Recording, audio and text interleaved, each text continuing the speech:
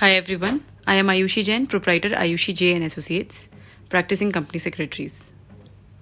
Let's quickly review the week 5 July updates.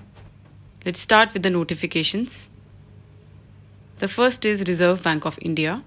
RBI has further extended the timelines for filing of FLA to August 14, 2020. Do keep in mind that entities which are filing FLA return for the first time or with revised UIN are required to register themselves first for generating login credentials, and then they can file the FLA return. This was extended due to the continuing impact of the COVID-19 pandemic. The next category is Sebi.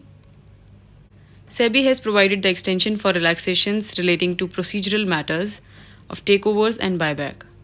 The relaxations provided by Sebi earlier in May this year from strict enforcement of certain regulations of Sebi Regulation 2011 for SAST and Sebi Buyback Security Regulations 2018 has been extended pertaining to open offers and buyback through tender offers opening up to December 31, 2020 in place of earlier limit of July 31, 2020. White Sebi Circular dated July 27, 2020. The next is Sebi has extended the time for submission of financial results for the quarter, half year or financial year ended June 30, 2020. Sebi has, due to the shortened time gap between the extended deadline for submission of financial results for the period ended March 31, 2020 and the quarter and half year ended on June 30, 2020, extended the timeline for submission of financial results for the period ended June 30, 2020 to September 15, 2020. Wide its circular dated July 29, 2020. The next is Sebi has further extended timelines for compliance by DPs and RTAs. It has been displayed on the screen that for 6 purposes, in which one purpose has been added for backlog for KRA system upload of clients KYC. Others are processing of the demat request form by the RTA or by the participants, closure of demat accounts, redressal of investor grievances, and transmission of securities.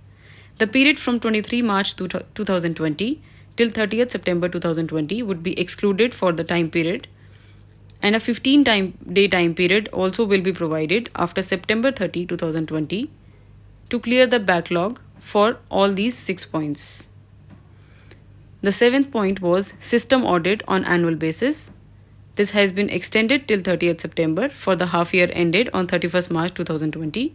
Similarly, the time period for submission of half yearly internal audit report by the depository participants for half year ended March 31, 2020 has also been extended till 30th September 2020.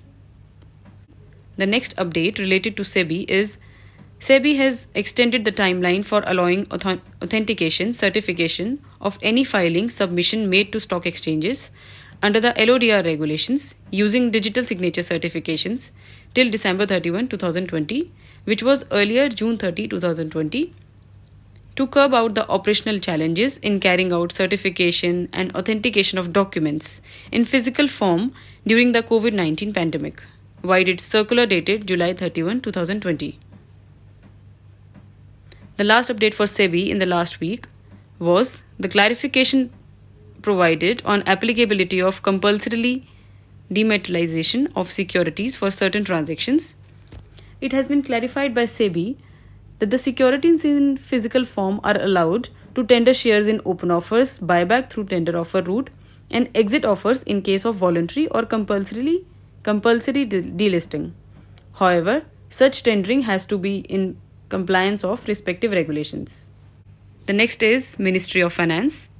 The government has notified changes in FDI norms allowing NRIs to acquire up to 100% in Air India. This is due to the amendment in FDI policy that will permit foreign investment in Air India Limited at par with other scheduled airline operators. Further, in a notification, Department of Economic Affairs said that substantial ownership and effective control of Mrs. Air India Limited shall continue to be vested in Indian nationals as stipulated in Aircraft Rules 1937. So this was all for the July week 5 updates. Thank you for your patient listening.